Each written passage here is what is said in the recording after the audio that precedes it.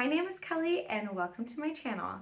This is a place where I love to talk about God and books. So this video, I'm actually going to be going over the books that I read in January. But before I do that, I do need to let you guys know about something. So you may be seeing books on here that are actually books that I'm reading with my kids. My daughter is in 10th grade and my son is in 8th grade. I homeschool them. So some of the books that we read together are really interesting, and I thought that this would be a cool place to be able to talk about those sometimes. That being said, the books that I finished with them in the month of January were really just free reads. My son and I read the Chronicles of Narnia for the first time last year, and my daughter has never read them. She was still going to public school at the time.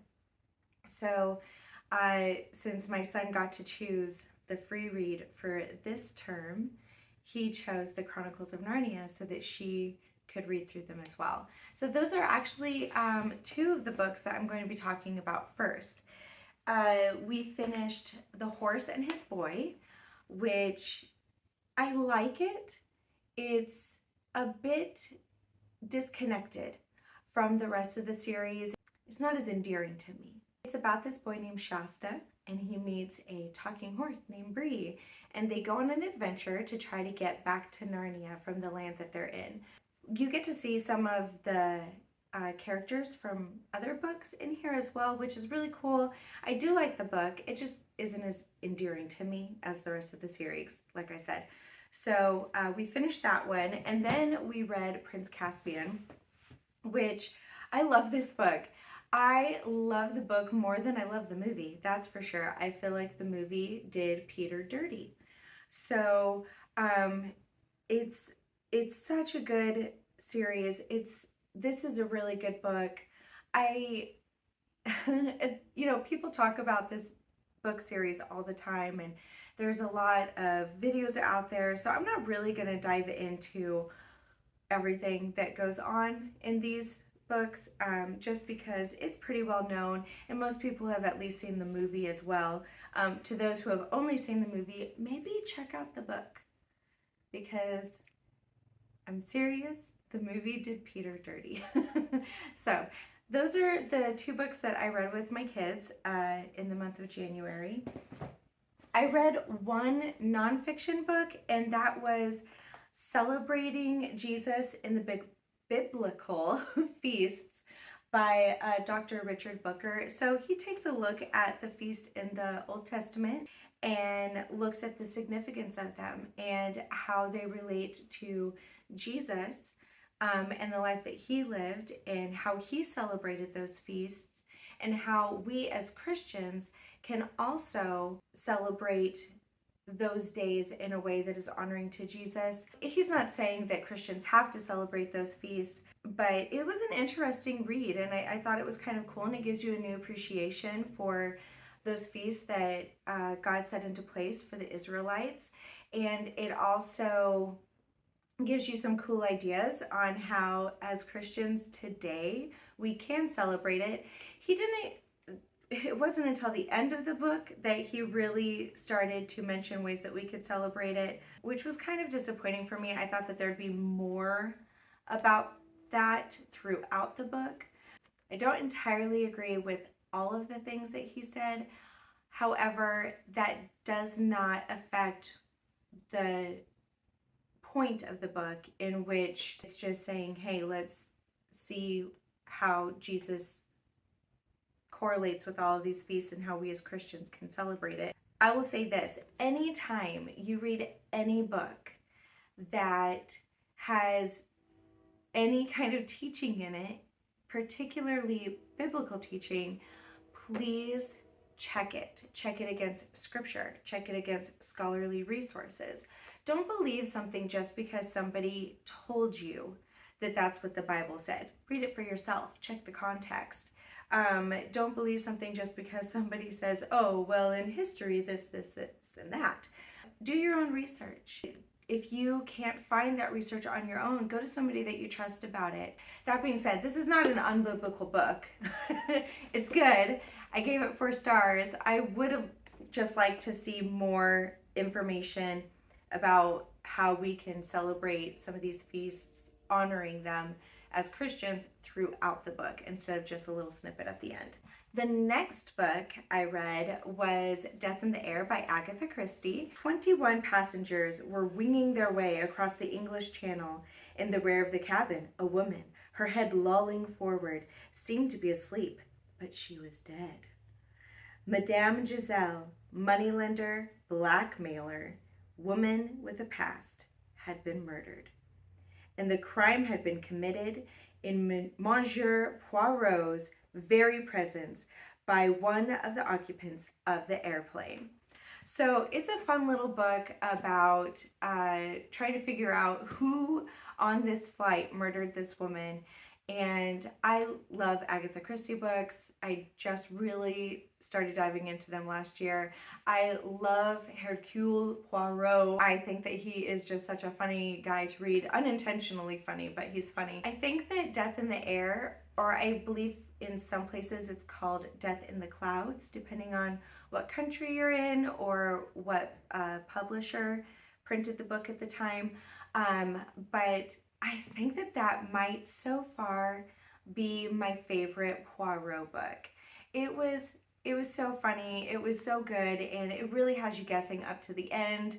And I try so hard with Agatha Christie books to figure out who it is, who done it before the end of the book. And I'm just, the things that she has going on, I'm always flip-flopping between like who I think did it, and it's just out of control. So such a good book. I do recommend it. Another book I read is Android Uprising from the Lucid series by Den Warren. I had been trying to find kind of a dystopian book for my husband to read because he was interested in trying to read a physical book instead of just an audio book, and he gave me some guidelines on what to look for, and I went online, saw a couple of good reviews, and so I got this one. He didn't finish it, and he kept telling me it was weird, but then he was like, maybe you should try to read it. So I did. I will say, the idea is really good. The idea of the book is awesome. I love where Den Warren was going with this. And I'll just read the back for you guys real quick. In 2215, in a nation where cloning and robotics are highly advanced and religion has been long forgotten, a young boy dares to ask, is God real? The Lucids are a forgotten series of androids that are programmed to protect the truth, even unto war. During their research into the boy's question, they embrace creationism and reject homeland law that banned God long ago. So it's an interesting idea. It's an interesting plot. I made it to the end just because I wanted to know what was going on, but it needed to go through editing more. There were times where I began to wonder if this book about androids was written by AI, just because some of the sentences were very strangely worded, and just throughout the book it was awkward sometimes. And I think that if it went through another editing process, maybe I'd give it another shot. But as of right now, I will not be moving on to book 2, even though the idea was cool. The execution was lacking. My own personal opinion. Sorry, Mr. Den Warren. Another book, well, actually an entire series that I finished in the month of January, was Color Theory by Ashley Bustamante. I listened to it on audio and I read all 3 books. So I'll read the description for book 1. Ava Locke dives into the mysteries of forbidden yellow magic and discovers a dark path filled with secrets and injustice. When Ava Locke was 5 years old, she began a journey to join the Benefactors, the leaders of the magical continent of Magus. 12 years later, she unwittingly started down the road to betray them. On Magus, where colors fuel magical abilities, yellow is banned in an effort to protect people from its mind-controlling capabilities.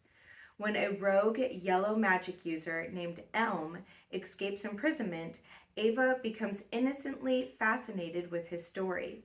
Once this mysterious Elm shows up at her school, Ava pushes her interest to the next level by helping him evade the benefactors. Ava grows increasingly conflicted as her intrigue leads her down a dark road of secrets about her world. As she learns more about yellow magic's potential to control its victims, Ava now must question whether her rash decisions are all her own or if someone else is pulling the strings. In this world of Magus, there are three color magic types, and it's yellow, red, and blue. And blue and red are able to practice magic in whatever capacity that they need to. But yellow magic has been outlawed. So the whole first book is about what I just read about her trying to figure out what's really going on. And then that's Vivid. And then the next book, which is Radiant, is still trying to figure out how to incorporate all of these colors into a world that will allow all of them to operate. But it also talks about, mixing colors. What happens if you mix red magic with blue magic and make purple magic? And so that was kind of fun. So the thing about this series is that I know that Ashley Bustamante is a Christian author, and I kind of went into this series expecting there to be more Christian elements, like, kind of hints at it, like an allegory or something. And there wasn't really at all, but it was still a good series, so I continued reading it. However, in the third book, Miss Bustamante puts in a little snippet here in the middle of it, and then later on in the book you get to see more of her faith kind of surface in the book, which is really cool, I thought. And it kind of makes me wonder what would happen after this as people began to question what really happened to her at the end of the book. I really don't want to give things away, so I would suggest reading the series. If you have already, I mean, how great is it, right? So if you haven't, maybe check it out. I may have done a horrible job making it sound interesting, but I do encourage you to check it out.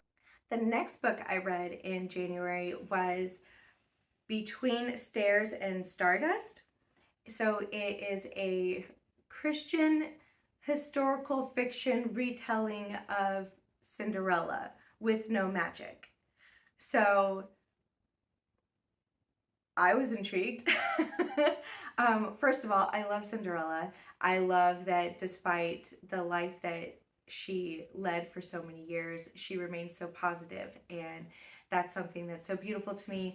I think that being able to focus on hope instead of on your hurt is actually something that is very strong. And so Cinderella has always been an awesome, just life-giving story to me.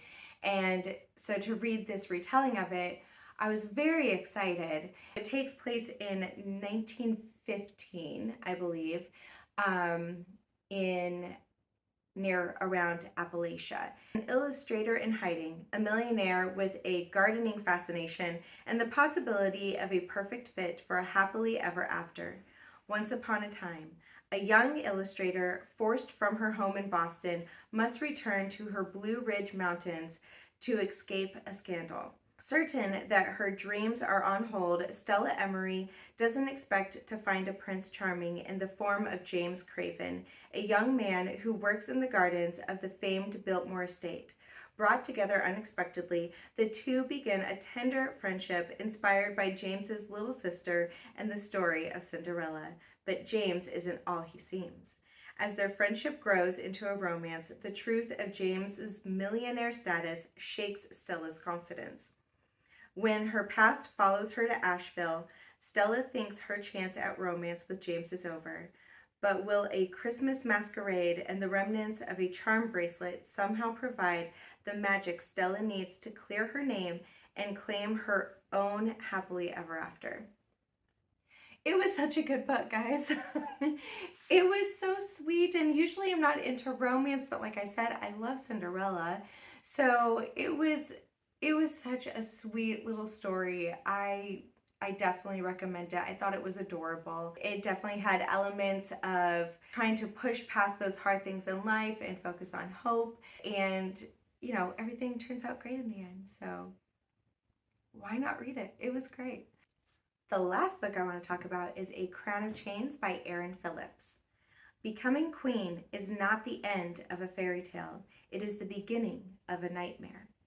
When the queen is exiled, every beautiful young woman in Florencia is forced to become king's maids, royal concubines, but one lucky girl from those gathered will be chosen as queen. Or maybe not so lucky. Roxana Willows, a wingless fairy with the rare ability to read minds, has seen King Frederick's cruelty in the stories her uncle tells and fears that the only thing worse than being a king's maid is being the king's wife. While her heart already belongs to another, she feels obligated to obey her uncle when he tells her to hide her heritage as a fairy in hopes of being chosen as queen. But becoming queen is the last thing Roxana wants, and it will cost her everything. This story, this book, let me tell you. So it's a retelling on Esther from the Bible, but it's like a fairy tale retelling. It was so good. It was so good, but I have to tell you, it's a little dark. It kind of looks at this book of Esther in a way of, but what if she really didn't want to do this? What if the king wasn't a good guy? And it's heartbreaking. There's definitely some things in there that if you don't like things that are a little on the darker side, maybe don't read it. It deals with sexual abuse. Proceed with caution, but it is such a good book. It's such a good story. I gave it 4 stars. I definitely suggest reading the book, checking it out, unless some of those trigger things before that I mentioned might push you away from it.